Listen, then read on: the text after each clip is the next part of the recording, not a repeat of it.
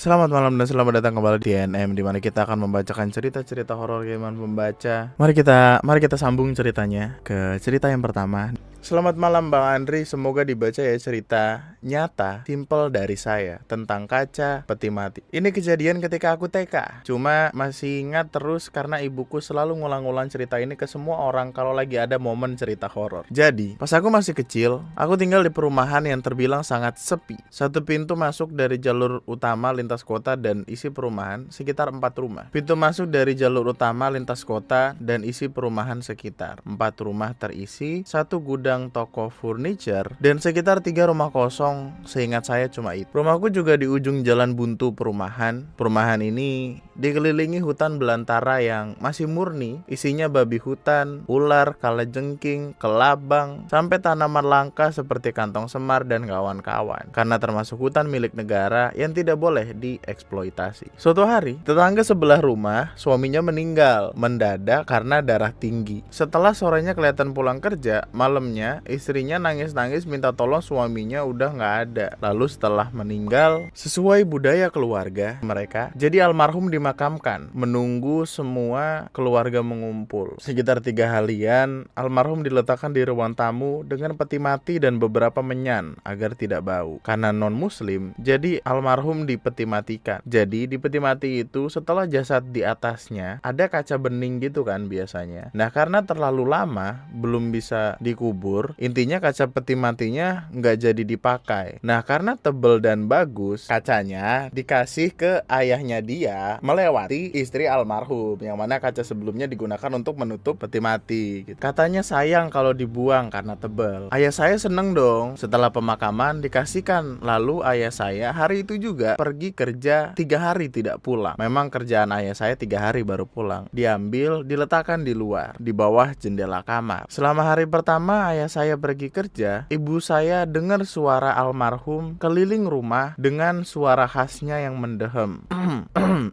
Suara bapak-bapak bereskan lendir di leher gitu, mulai tengah malam sampai azan subuh baru hilang. Terus makin lama gangguannya makin mantap. Ngetuk-ngetuk kaca jendela kamar yang di bawahnya ayahku letakkan kaca peti matinya itu, dan channel TV yang berubah-ubah terus padahal remote-nya di lantai di depan kami nggak ada yang megang. Terus sambil nunggu ayahku pulang, kakek dan omku gantian ke rumah buat nemenin aku sama ibu karena ibu ketakutan. Pas pulang, ayahku diceritakan nggak percaya, menganggap ibuku halu. Terus cuma sehari di rumah, ayahku pergi lagi nih. Saat ibuku dan aku berdua di rumah lagi, gangguannya ya seperti biasa, suara mendehem almarhum dan langkah kaki keliling rumah, dan suara ketukan kaca yang merasa nggak cuma ibuku, kakekku dan omku yang dibawa pulang ibuku buat nemenin kami juga merasa. Sampai suatu hari paling parah, jam-jam 3 sore, sekitar semingguan, ada kaca almarhum di rumah. Pas tidak ada yang nemani kami, karena biasanya ditemani saat malam aja, tiba-tiba ada suara ledakan besar, sampai perabotan rumah bergetar, kaca-kaca di rumah kami bergetar. Aku nangis ketakutan, ibuku juga ketakutan. Cuma rumah kami aja yang seperti itu, tetangga lain tenang aja. Cuma kami yang keluar karena panik. Ibuku keluarkan motor, terus pergi ke rumah kakek tanpa tutup pintu rumah, dan akhirnya pulang cuma buat nutup dan kunci pintu. Lalu kami nginap di rumah kakek sampai bapak pulang. Setelah bapak pulang, malam pertama bapak akhirnya ngerasain kehadiran almarhum keliling rumah sambil berdehem.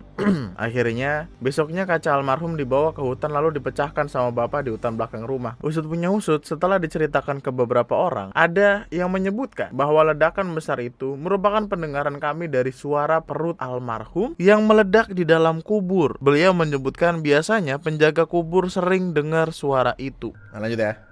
Email selanjutnya. Halo bang, aku mau menceritakan kejadian horor yang dialami keluargaku. Langsung saja. Kejadian ini terjadi saat kakakku masih kecil. Iya, kakakku masih kecil, jadi waktu itu aku belum lahir. Cerita ini merupakan cerita pengakuan dari orang tuaku. Sedangkan kakakku bilang kalau dia tidak mengingat kejadian ini sama sekali. Sebelum bercerita tentang kakakku, biar aku jelaskan terlebih dahulu tentang keluarga dari pihak ayahku. Keluarga ayahku merupakan keluarga beradat Jawa yang masih begitu kental. Semua lelaki di keluarga ayahku ayahku memiliki kemampuan. Kakekku sendiri bahkan berprofesi sebagai dukun. Tapi sayangnya anak-anaknya, yaitu ayah dan paman-pamanku, tidak suka dan tidak mau dilabeli sebagai dukun. Karena itu, meski mereka bisa melihat, mereka akan pura-pura tidak melihat. Mungkin karena sudah tidak menginginkannya, maka kemampuan yang sudah turun-temurun itu berhenti hanya sampai di generasi ayah. Itulah yang ayah dan paman-pamanku pikirkan. Tapi ternyata tidak, karena kakakku juga memiliki kemampuan itu. Kakakku yang memiliki kemampuan membuat kakek merasa senang, tapi tidak dengan orang tuaku. Itu karena ada suatu kejadian yang membuat orang tuaku begitu takut dan khawatir. Kejadian itu adalah kakakku yang sering kesurupan setiap malam sejak usianya menginjak 5 tahun. Kalau itu hanya kesurupan biasa, mungkin tak masalah karena ada ayah. Masalahnya, kesurupan kakakku ini aneh. Setiap jam 10 malam, di saat semua orang sudah tidur, kakak akan bangun dan berjalan menuju dapur untuk mengambil pisau, lalu berjalan keluar rumah sambil menyayati pergelangan tangannya tipis-tipis. Orang tuaku bilang, setiap kali mereka mencoba untuk menghentikan kakak sebelum dia mencapai dapur, maka kakak akan meraung keras dan meronta-ronta. Sedangkan kalau mereka mencoba menghentikan kakak sudah memegang pisau di tangannya, maka kakak akan melawan dengan menusuk siapapun yang mencoba menghentikannya. Apapun yang ayahku lakukan tidak berguna. Selama berhari-hari, setiap jam 10 malam, kakakku akan seperti itu tanpa ada yang bisa menghentikannya. Ibu pun hanya bisa menangis terseduh-seduh karena sudah tidak kuat. Maka ayah pun memohon pada kakek untuk menutup kemampuan kakak. Setelah kemampuan kakak ditutup, semuanya kembali normal selama beberapa tahun. Tapi ternyata kemampuan kakak kembali dengan sendirinya saat kami pindah rumah secara perlahan-lahan. Saat pindah rumah, aku sudah lahir dan ada satu kejadian yang masih kuingat hingga sekarang. Saat itu aku berusia 5 tahun dan kakak 9 tahun. Waktu itu ayah sedang pergi bekerja, ibu sedang mencuci baju di samping rumah dan aku sedang bermain dengan kelinci-kelinciku di teras. Kakak yang baru pulang sekolah, bukannya memberi salam kepada ibu, dia malah terus menatap kelinci-kelinciku. Aku yang merasa risih dengan tatapan kakak pun bertanya, "Kenapa kak? Kok dari tadi ngeliatin Hara?" Nama salah satu kelinciku. Kakakku menjawab, "Dek, kita main ke kuburan yuk. Di sana seru loh. Ada orang-orang yang mirip kayak kelinci kamu. Mereka pakai baju putih, suka loncat-loncat, matanya merah." Aku yang masih kecil tidak mengerti apa yang kakakku bicarakan. Jadi aku hanya terdiam kebingungan dengan penjelasan kakakku. Saat aku masih kebingungan, seketika aku mendengar suara tangis ibuku di depan pintu. Iya, ibu mendengar semua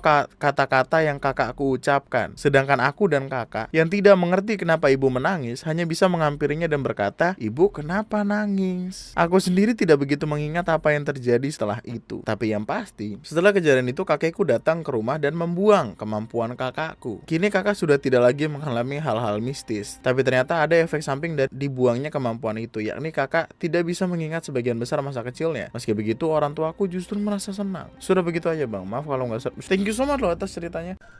Nah, lanjut ya, email selanjutnya. Bang, numpang cerita. Aku bahkan hampir lupa sama cerita ini kalau nggak nonton YouTube abang yang judulnya Hantu Penjilat Pembalut. Bahkan waktu aku nulis ini masih merinding dan kepikiran dengan sebenarnya ada apa dengan Ana. Cerita ini based on story dari teman aku. Aku di sini menggunakan nama samaran dan teman aku yang cerita ini bernama Nina. Saat SMA, Nina punya 5 teman dekat. Sebut aja Ana, Cika, Randy, dan Dika. Di saat kelas 3 SMA, salah satu teman Nina, si Ana, cerita bahwa dia stres karena tertekan dengan kondisi keluarganya. Ana ini berasal dari keluarga yang cukup berada, yang bisa dibilang kaya, cuma keluarganya nggak harmoni. Ana sering dibanding-bandingin dengan kakaknya oleh ibunya, sedangkan ayahnya sibuk kerja, jarang pulang. Kalau pulang pasti ribut sama ibunya. Singkat cerita, Nina ngajakin liburan semester di Jogja buat menangkis pikiran sekalian liburan. Awalnya Cika nggak setuju karena jauh, tapi Nina ngeyakinin dengan ngajak Randy dan Dika kalau ada cowok buat ngejaga mereka dan ngeyakinin keluarga. Akhirnya semuanya setuju dan berangkatlah dari Jakarta ke Jogja naik kereta. Mereka sampai di Jogja siang hari dan langsung main ke Malioboro. Saat sudah menjelang sore, mereka nyari hotel yang lumayan murah karena mereka rencananya menginap 3 hari. Mereka dapatlah hotel murah, nama hotelnya anggap saja Anggrek. Saat masuk, Randy nggak suka sama hotelnya karena gelap. Kalau sore cahaya matahari sudah nggak masuk, tapi karena murah ya nggak bisa ngajak pindah. Nina bilang kalau waktu masuk hotel serem karena remang-remang, sepi. Tapi mereka mikir itu wajar karena bukan waktu liburan. Check-in lah mereka. Pas mau masuk hotel, Ana bilang gini, "Mas cleaning service-nya nggak kasihan apa? Kakek gitu disuruh bantu ngepel." Nina yang denger Ana bilang gitu ngerasa aneh dan dan negur. Ana itu mas-masnya ngepel sendiri, nggak ada kakek-kakek. Tapi Ana masih kekeh kalau ada kakek-kakek. Akhirnya Randy sama Dika nyamperin cleaning service buat nanya dan masnya bilang nggak ada kakek-kakek ngepel sama dia, dan nggak ada yang nginep juga kakek-kakek, dan nggak ada kakek-kakek yang nginep juga. Ana dengar itu masih nggak percaya, dan pas Ana nyamper mas cleaning service, kakeknya ngilang. Untuk kemakmuran bersama, mereka sepakat untuk diem dan gak bahas itu lagi. Naruh tas gendong dalam kamar, mereka keluar main lagi di Malioboro sekalian nyari makan malam. Dari sini Ana makin aneh, cuma diem aja dan mandang satu titik yang gak ada orang. Semuanya nanya tapi diem aja. Baiklah, mereka pas di kamar mereka nanya ke Ana, kok diem aja? Ana bilang, kakek-kakek yang ngepel tadi ngikutin kita tahu waktu ke Malioboro. Gak enak banget diliatin terus. Kalian emang gak risih apa? Jadi ngilu. Dengar keterangan Ana, semua cuma pandang-pandangan dan bilang kalau gak ada kakek-kakek yang ngikutin. Tapi lagi-lagi Ana kekeh dan ngambek. Ya udah, mereka ngalah dan tidur di kamar masing-masing. Saat tidur, ini Ana makin aneh. Dia gak mau tidur di kasur meskipun udah dipaksa. Kalaupun tidur di kasur, dia bakal ditemuin lagi jongkok di samping kasur sambil tidur atau di dalam lemari baju. Selalu kayak gitu. Sama Nina dan Cika capek jadi dibiarin. Mereka pikir habit tidurnya gitu, nginget dia dari keluarga yang kurang rukun. Pagi tiba, Ana makin aneh, diem aja seharian. Bahkan sampai mereka main ke museum dan tempat wisata, Ana cuma diem aja. Diajak ngobrol juga nyuekin semua orang, sampai bingung semua. Udah malam mereka pulang ke hotel. Pas sampai hotel, Ana marah-marah karena ngerasa dicuekin sama temennya. Lah, menurut ocehan Ana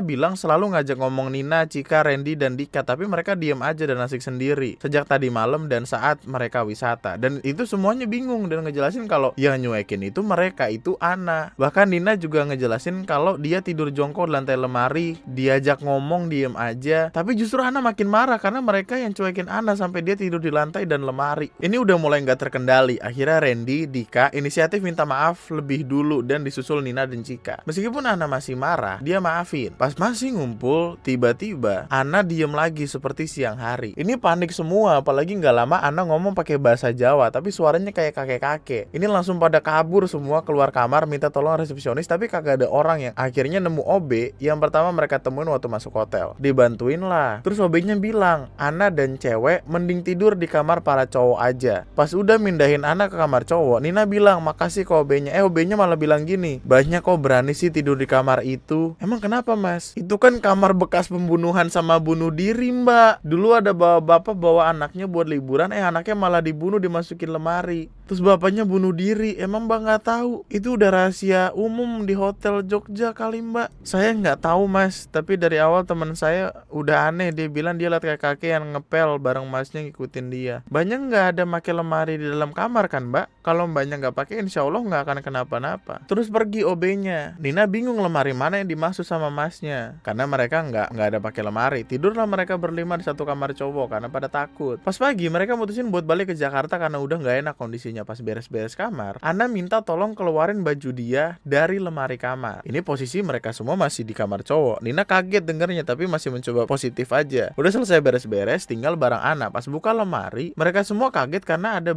satu baju Ana sama baju mandi hotel kayak kena darah gitu, warnanya merah. Langsung kabur mereka semua. Ngira para cowok yang beresin baju Ana. Anehnya pas cowok masuk beresin, mereka nggak lihat ada noda darah warna merah di baju Ana dan lemari itu. Sekodlah mereka balik ke Jakarta. Di jalan, Ana jadi diem aja. Seminggu setelah dari Jogja, Ana nggak pernah masuk sekolah, katanya sakit. Mainlah Nina ke rumah Ana karena nggak enak, dia yang ngajak liburan. Tapi saat ke rumah Ana, dia nggak pernah dikasih izin masuk dan nggak dikasih tahu kenapa. Cuma dibilang Ana sakit, nggak boleh dijenguk siapa-siapa. Nggak lama dapat kabar kalau Ana meninggal. Sampai sekarang nggak ada yang tahu Ana meninggal kenapa dan bagaimana. Pihak keluarga cuma bilang meninggal karena sakit ke pihak sekolah. Kami berempat pun ziarah, tapi kami dapat perlakuan kurang menyenangkan dari ibunya. Kita semua nggak tahu kenapa, karena setelah pulang dari Jogja, akses kita ke Ana semuanya ditutup. Kita akhirnya nyogok ART-nya dan ART-nya Ana yang di rumah pas buang sampah plus mohon-mohon. Lumayan juga itu anjir 500.000. Menurut ART-nya, setelah Ana pulang dari Jogja, dia sering kesurupan, ngomong sendiri nggak jelas. Kadang suaranya kayak kakek, kadang kayak anak kecil. Cuma info itu aja yang kita dapat. Kita bahkan nggak tahu apa Ana dapat pertolongan yang sesuai atau enggak. Nina temanku ini sampai sekarang masih ngerasa bersalah karena ngajak Ana liburan ke Jogja.